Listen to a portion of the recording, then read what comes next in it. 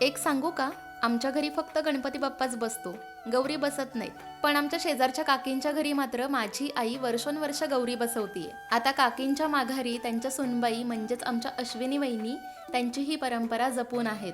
आपल्या घरी गौरी बसत नाहीत या गोष्टीची कमतरता आम्हाला कधीच वाटली नाही, कारण गौरीसाठी जे जे करावं लागतं ना ते सगळं आम्ही इथे अगदी हक्काने करतो. यावर्षीही आईने गौऱ्यांना छान साड्या नेसवल्या आणि आम्ही दागिने घालून त्यांना छान नटवलं.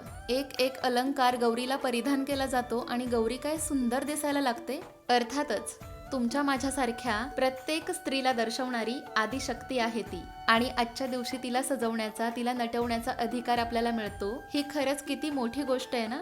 ती माहेर वाशिणीचं प्रतीक लेवून 2 दिवस आपल्या घरी मुक्कामाला येते आणि आपल्याला तिच्यासाठी तिच्या आवडीचं सगळं काही करायला मिळतं. यातच खरा आनंद आहे. गौरीचा संपूर्ण व्लॉग आपल्या यूट्यूब चॅनलवर आहे, बघू शकता.